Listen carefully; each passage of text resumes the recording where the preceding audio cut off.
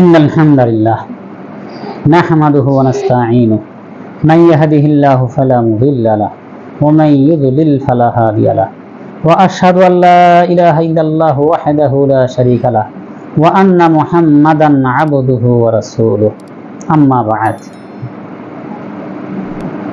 সম্মানিত শ্রোতা মণ্ডলী, আদর্শবান মহিলাদের গুণাবলী নিয়ে আলোচনা চলছিল। 8 নম্বর একটা গুণ হলো সবর এবং তাওয়াক্কুল আলাল্লাহ। সুখে দুঃখে সর্ব অবস্থায় সবর করবে, ধৈর্য ধারণ করবে, আল্লাহ তাআলার উপর ভরসা করবে। আদর্শবান মহিলারা অধৈর্য হয় না, পেলে খুশি হবে, না পেলে ধৈর্য ধারণ করবে। আল্লাহ তাআলা যখন তাকে যে অবস্থায় রাখে তাতেই সে খুশি থাকবে, সন্তুষ্ট থাকবে, কারণ সে জানে সবরকারীদের সঙ্গে রয়েছেন আল্লাহ তাআলা। ইন্নাল্লাহা মাআস সাবিরিন। আরো জানেন সবর করার বিনিময় আল্লাহ তাআলা অসংখ্য সওয়াব দান করবেন। ইন্নামা ইউওয়াফাস সাবিরুনা আজরাহুম বিগাইরি হিসাব।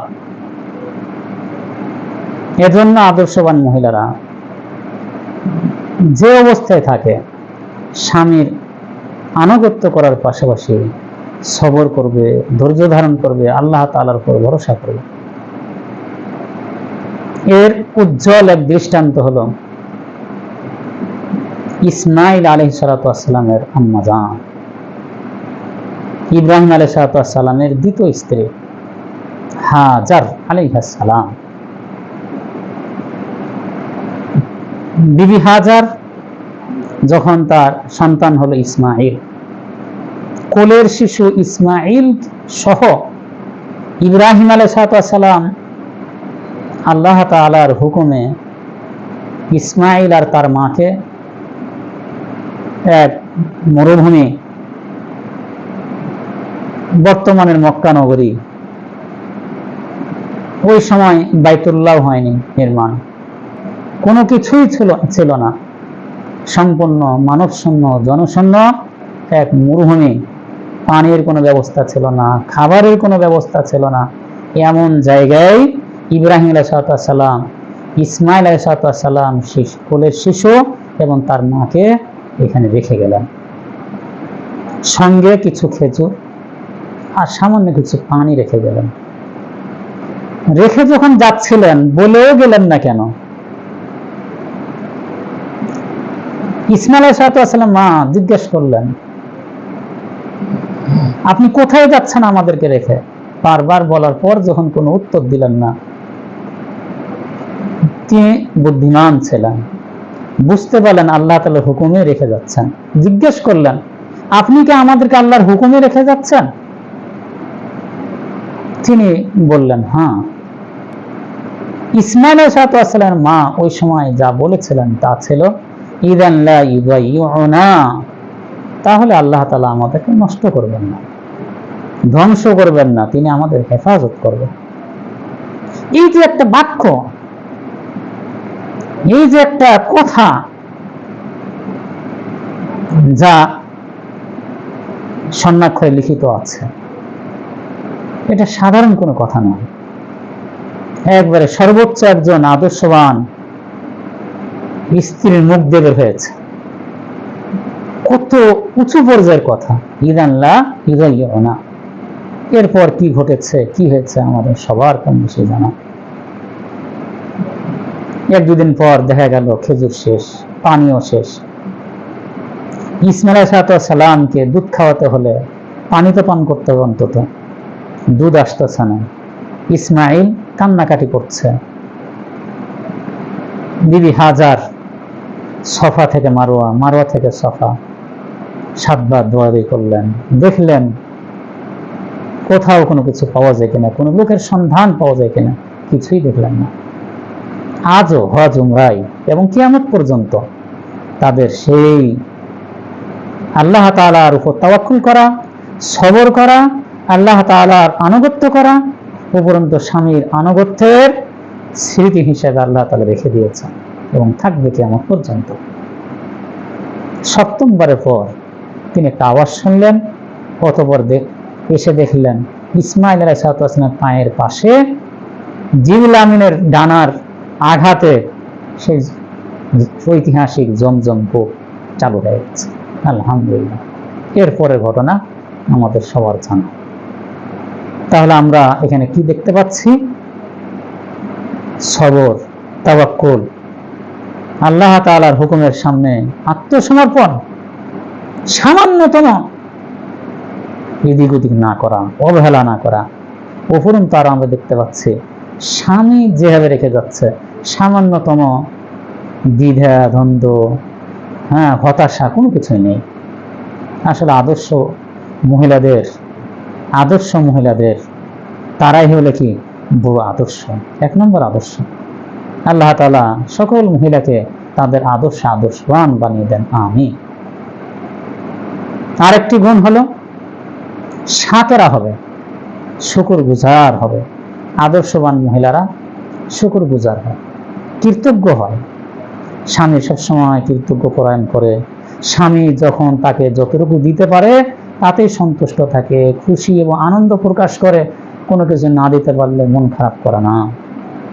আসলে শুকরিয়া আল্লাহ তাআলার যেমন আদায় করতে হয়, পাশাপাশি যাদের মাধ্যমে নিয়ামত আদায় পাওয়া যায় তাদেরও শুকরিয়া আদায় করতে হয়। তাহলেই প্রকৃত আল্লাহ তাআলার শুকরিয়া আদায় করা হয়। শুকরিয়া আদায় করলে আল্লাহ তাআলা নিয়ামত বাড়িয়ে দেন। সূরাত ইব্রাহিম 7 নম্বর আয়াত, লাইন শাকারতুম লাআযীদান্নাকুম, তোমরা শুকরিয়া আদায় করলে আমি তোমাদের নিয়ামত বাড়িয়ে দিব।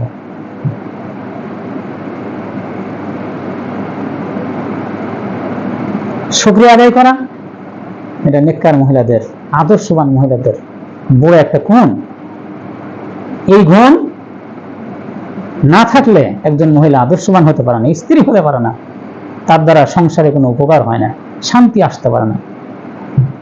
একটু আগেই আমরা ইসমাঈল আলাইহিস সালাম মায়ের ঘটনা, তার ঘটনা উল্লেখ করেছি। সেই ঘটনাতে আছে সহিহ বুখারী 3364 নম্বর হাদিস, আব্দুল্লাহ বিন আব্বাস থেকে বর্ণিত হয়েছে, দীর্ঘ হাদিস। তার একটা অংশ হলো, অতঃপর মক্কা নগরী হলো, ধীরে ধীরে ইসমাঈল আলাইহিস সালাম বড় হলেন, তার বিবাহ হলো, এদিকে তার মা ইন্তেকাল করেছেন। ইব্রাহিম আলাইহিস সালাম মাঝে মাঝে দেখতে আসতেন। একবার দেখতে আসলেন, ওই সময় ইসমাইল ঘরে ছিল না, শিকার করতে গেছেন। জিজ্ঞেস করলেন ইসমাইলের স্ত্রীকে, তোমরা কেমন আছো? বললেন, আমরা ভালো নাই, নাহনু ফি যায়কিন ওয়া শিদ্দা, আমরা খুব সংকীর্ণতা এবং কঠিন অবস্থায় আছি, খারাপ অবস্থায় আছি। না শুকরিয়া আদায় করলো। ইব্রাহিম আলাইহিস সালাম চলে গেলেন, যাওয়ার সময় বলে গেলেন, দেখো তোমার স্বামী আসলে বলে দিও সে যেন তার চোখটা পরিবর্তন করে দেয়। ইসমাঈল আলাইহিস সালাম বলার পর, আমি সংক্ষেপে বলছি, জানতে পেরে তার স্ত্রীকে তালাক দিয়ে দিলেন। এরপর নতুন করে আরেকটা বিবাহ হলো। এই মেয়েটা ভালো ছিল, শুকরগুজার ছিল। ইব্রাহিম আলাইহিস সালাম আরেকবার দেখতে আসলেন। ও এবারও কি ইসমাইল শিকার করতে গেছেন।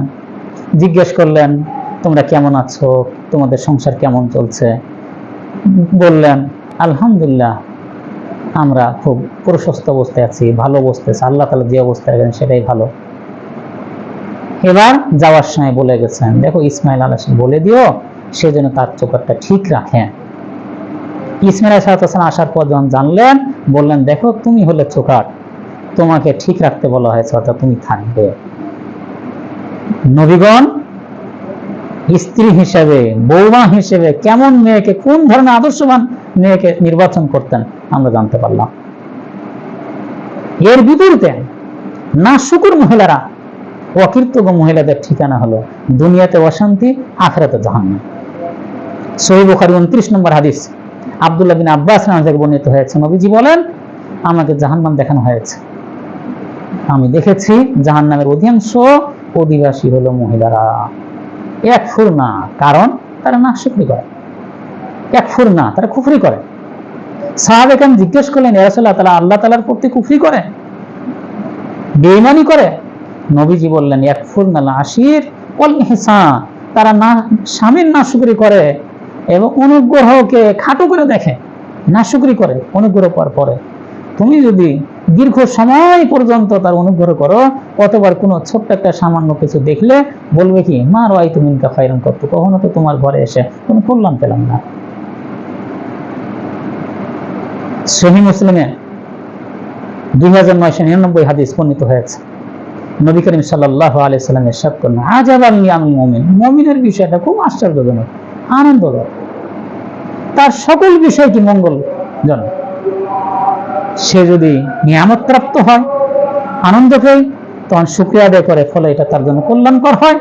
আর যদি সে কোনো মুসিবত আর বিপদে পড়ে, তার মনের চাহিদা মোতাবেক কিছু না হয়, তখন সে ধৈর্য ধারণ করে, ফলে এটাও তার জন্য কি কল্যাণকর হয়। আরেকটি গুণ হলো কনাআত এবং অল্প তুষ্টি। আল্লাহ তাআলা যখন যাকে যতটুকু অবস্থা রাখে এতেই সে খুশি থাকে, সন্তুষ্ট থাকে, অল্প তুষ্টি, বেশির ফিকির করে না। রাসূলুল্লাহ সাল্লাল্লাহু আলাইহি সাল্লামের ঘরের অবস্থা আমাদের সবার জানা। কোনো সময় তো মাসকে মাস পার হয়ে যেত, চুলা আগুন পর্যন্ত চলতো না, এত কষ্টে থাকতেন, এত কনাআত আর অল্প তুষ্টির ভিতর দিয়ে তারা সংসার করতেন। এরপরেও একবার এমন একটা ঘটনা ঘটেছিল যার কারণে তাদের থেকে কনাআত এবং অল্প তুষ্টির এই গুণের একটু বিপরীত হয়েছিল। এতেই আল্লাহ তাআলার পক্ষ থেকে তাদেরকে সতর্ক করা হয়েছে। সূরাতুল আহজাব 28, 29, 30 নম্বর আয়াতে এই বিষয়টা আলোচিত হয়েছে। আল্লাহ তাআলা পরিষ্কার জানিয়ে দিয়েছেন, তোমরা আল্লাহ তাআলা এবং রাসূলের প্রতি যদি সন্তুষ্ট থাকো তাহলে থাকো, আর তোমরা যদি দুনিয়া চাও তাহলে তোমরা বলো, তোমাদেরকে সুন্দরভাবে দুনিয়া দিয়ে বিদায় করে দেবে। আল্লাহু আকবার। তাহলে একজন আল্লাহ তাআলা কেমন স্ত্রী তার রাসূলের জন্য এবং রাসূলের নেককার উম্মতের জন্য চায়, এখান থেকে একজন মেয়েকে বোঝার চেষ্টা করতে হবে। এক্ষেত্রে দেখা যায় আমাদের সমাজের মেয়েরা পাশের বাসায় যায়, বিভিন্ন জায়গায় যায়, বেড়াতে যায়, আর দেখে আসে বউ লোকদের বাড়ি থেকে যাদের অবস্থা ভালো, বিভিন্ন কিছু, এবং তাদের মতো হতে চায়। ফলে অল্প তুষ্টির এই গুণ যেমন তাদের থেকে হারিয়ে যায়, ঠিক স্বামী স্ত্রীর মাঝে মনোমালিন্য শুরু হয়, ঝামেলা শুরু হয়, শান্তি দূর হয়ে যায়। এজন্য নবী করিম সাল্লাল্লাহু আলাইহি সাল্লাম সকলকে, স্বামী স্ত্রী সকলকেই বলেছেন, তোমরা দুনিয়ার লাইনে তোমাদের নিচে যারা, তাদের দিকে দেখো, তাহলে আল্লাহ তাআলার নিয়ামতের শুকরিয়া আদায় হবে, যে তাদের থেকে আল্লাহ তাআলা তোমাদেরকে কত নিয়ামত দিয়েছে। এক্ষেত্রে একজন স্ত্রীকে অবশ্যই মনে রাখতে হবে তার স্বামীর অবস্থা কেমন, তার স্বামীর সামর্থ্য কেমন। তবে আমি যে সামর্থ্য বলতেছি, সামর্থ্য বলতে বোঝাচ্ছে হালাল সামর্থ্য, বৈধ উভয়ের সামর্থ্য। অবৈধভাবে কোনোভাবেই স্বামী যেন উপার্জন না করতে পারে এটা নিশ্চিত রাখবে, এবং স্বামীকে বারবার বলতে থাকবে। সালাফে সালেহিনের স্ত্রীগণ তাদের স্বামীদেরকে বলে দিতেন, ইত্তাকুল্লাহ ফিনা, তোমরা আল্লাহ তাআলাকে আমাদের ব্যাপারে ভয় করো। ওয়ালা তুতিউনাল কাসবাল হারাম, হারাম উপার্জন আমাদেরকে খাওয়ায়ও না, কারণ ফাইন্না নাসবিরাল জুই ওয়াদ দুররি, আমরা ক্ষুধা সহ্য করতে পারবো, আমরা দুনিয়ার সামান্য কষ্ট সহ্য করতে পারবো, ওয়ালা নাসবিরু আলান নার, কিন্তু জাহান্নামের সেই আগুন সহ্য করার আমাদের ক্ষমতা নাই। ইমাম গাজালি রাহমাতুল্লাহি আলাইহি এটা এনেছেন।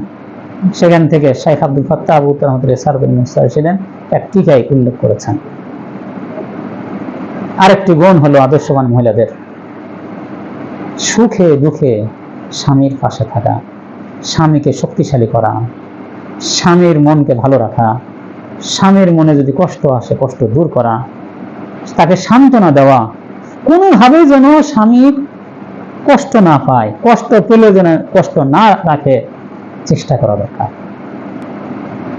রাসূলুল্লাহ সাল্লাল্লাহু আলাইহি সাল্লামের বিবি খাদিজা রাদিয়াল্লাহু তাআলার কথা আমরা সবাই জানি, কিভাবে তিনি নবী করিম সাল্লাল্লাহু আলাইহি সাল্লামের এমন সহযোগী স্ত্রী ছিলেন, কিভাবে নবী করিম সাল্লাল্লাহু আলাইহি সাল্লামের দুনিয়া আখিরাত সব কিছুর ক্ষেত্রে একের পরিপূর্ণ সহযোগী বিবি ছিলেন। জান মাল সবকিছু কুরবান করে দিয়ে স্বামীকে ভালো রেখেছেন, শান্তিতে রেখেছিলেন। নবীজি নবী হওয়ার পর কত ধরনের জুলুম অত্যাচার, কত ধরনের ঘটনা ঘটেছে, ইন্তেকাল পর্যন্ত, মৃত্যু পর্যন্ত তিনি তাকে সান্ত্বনা দিয়ে গেছেন, বিভিন্ন ভাবে বুঝিয়েছেন এবং তাকে ভালো রেখেছেন। কোন সময় কষ্ট পেতে দেয়নি, কষ্ট পেলে কষ্ট রাখতে দেননি। আসলে একজন আদর্শবান মহিলা, তার কাছে সবচেয়ে বড় হবে, তার পুরো হৃদয় জুড়ে থাকবে তার স্বামী, তার স্বামীর সুখ, তার স্বামীর আনন্দ, শান্তি হলো তার কাছে মুখ্য বিষয় হবে। সব স্বামীকে সব সময় সর্বক্ষেত্রে অগ্রাধিকার দিবে এবং আগে রাখবে। আদর্শবান মহিলার আরেকটি বিশেষ গুণ হলো স্বামীর সাথে যেমন উত্তম ব্যবহার করবে, স্বামীকে যেমন ভালোবাসবে, স্বামীর জন্য যেমন সবকিছু কুরবান করে দিবে, ঠিক তেমন হবে শ্বশুর শাশুড়িকে মা এবং বাবা হিসেবে দেখবে। ননদ যারা বউ হবে তাদেরকে বড় বোন হিসেবে, ছোটদেরকে ছোট বোন হিসেবে শ্রদ্ধা করবে, স্নেহ করবে। স্বামীর ঘরের সবাইকে সম্মান করবে, শ্রদ্ধা করবে, তাদের পরামর্শ নেবে, খেয়াল রাখবে স্বামীর পরিবারের রীতিনীতি কি, তাদের ভালো মন্দ বিষয় কি। বাবা মার ভালো মন্দ না নিয়ে গিয়ে স্বামীর ঘরের ভালো মন্দ দেখবে, সেটাকে কি গ্রহণ করবে, সে অনুযায়ী চলবে। বিশৃঙ্খলা করে নিজেও কষ্ট পাবে না, স্বামীকে এবং স্বামীর পরিবারকে কষ্টের মধ্যে ফেলবে না। এই বিষয়ে খেয়াল রাখতে হবে। যে যাকে ভালোবাসে তার ভালোবাসা, তিনি তাদেরকে ভালোবাসেন, তাদেরকেও ভালোবাসা, এটা ভালোবাসার অংশ, অন্তর্ভুক্ত। জাবের রাদিয়াল্লাহু তাআলা ঘটনা বর্ণিত হয়েছে, তিনি এক বিধবা মেয়েকে এজন্য বিবাহ করেছিলেন, তার 9 জন বোন ছিল, তাদের দেখাশোনা যেন ঠিক সুন্দর করে করতে পারে। সর্বশেষ যে গুণটা আমরা উল্লেখ করব সেটা হলো আদর্শবান মহিলারা স্বামীর সংসার, স্বামীর সম্পদ হেফাজত, সংরক্ষণ সবকিছুর পাশাপাশি সন্তানদেরও খেয়াল রাখবে, সন্তানদের লালন পালনকে নিজের বড় কর্তব্য হিসেবে গ্রহণ করবে। আসলে মা হওয়া একজন মেয়ের জীবনের পরম লক্ষ্য উদ্দেশ্য, সবচেয়ে আনন্দের বিষয়। একজন মেয়ে তো ছোট থেকেই সন্তান খেলে, কি সন্তান খেলে। একজন মেয়ের পরম আনন্দের বিষয় হবে, সৌভাগ্যের বিষয় হবে, সন্তান লালন পালন করবে, আদর্শবান বানাবে, যাতে করে পরিবার আদর্শ হওয়া, সমাজ আদর্শ সমাজ গড়ে, আদর্শ জাতিকে গড়ে। একজন মা আদর্শবান হলে কত কিছু হয়। যুগে যুগে আদর্শবান মহিলারা এই বিষয়ে খেয়াল রেখেছেন এবং নেককার মহিলাদের একটা বিশেষ গুণ হিসেবে নবীজি উল্লেখ করেছেন। সহিহ বুখারীতে হাদিস বর্ণিত হয়েছে যে সবচেয়ে ভালো মহিলা, শ্রেষ্ঠ মহিলা কারা? কুরাইশী নেককার মহিলারা। তাদের বিশেষ 2টা গুণের কথা নবীজি বলেছেন। তার মধ্যে একটা হলো সন্তান ছোটবেলায় খুব ভালো করে লালন পালন করে, খুব মহব্বত করে তাদের খেয়াল রাখে। আর একটা হলো স্বামীর হাতে যা আছে সংসারটা খুব সুন্দর করে খেয়াল রাখে, সংরক্ষণ করে, হেফাজত করে। উম্মে সুলাইম রাদিয়াল্লাহু তাআলা থেকে শুরু করে অসংখ্য মহিলা সাহাবী, অসংখ্য মহিলা তাবিঈ, আজ পর্যন্ত নেককার মহিলারা তাদের সন্তানদের আদর্শবান বানানোর চেষ্টা করে। বিশেষত স্বামী যদি মারা যায় তাহলে আরো বেশি যত্ন নেওয়ার চেষ্টা করতে হবে। উম্মে সুলাইম রাদিয়াল্লাহু তাআলা স্বামী হারা হওয়ার পর, তার স্বামী চলে যাওয়ার পর, স্বামী হারা হওয়ার পর আনাস রাদিন কিভাবে লালন পালন করেছিল। অসংখ্য ইমাম, মুজাহিদ, বড় থেকে বড় ব্যক্তি মুসলমানরা লাভ করেছিল ইয়াতীম বাচ্চাদের মায়ের খেদমত এবং সেবা এবং কষ্টের বিনিময়ে। আনাস রাদিয়াল্লাহু তাআলা সুফিয়ান সাউরি রাহমাতুল্লাহ, আনাস রাদিয়াল্লাহু তাআলা সুফিয়ান সাউরি রাহমাতুল্লাহ আলাইহি, ইমাম মালিক রাহমাতুল্লাহি আলাইহি থেকে শুরু করে ইবনে হাজার আসকালানী রাহমাতুল্লাহি আলাইহি, আস্তে আস্তে ইবনে বাজ রাহমাতুল্লাহ থেকে শুরু করে অসংখ্য ইমাম, বড় বড় মুজাহিদ, বড় বড় নেতা, আদর্শবান ব্যক্তি আমরা পেয়েছি। তাদের মাধ্যমে ইয়াতীম সন্তানের মায়ের কষ্টের কারণে ঠিক তেমন অনেক সময় মা বাবা বাড়িতে থাকে না, দূরে থাকে, ওই সময় আরো বেশি খেয়াল রাখতে হবে। আল্লাহ তাআলা প্রত্যেক মহিলাকে আদর্শবান হওয়ার তৌফিক দান করেন, প্রত্যেক স্ত্রীকে আদর্শবান স্ত্রী হিসেবে কবুল করেন। আমিন। সুবহানাকাল্লাহি ওয়া বিহামদিক, আশহাদু আল্লা ইলাহা ইল্লা আনতা,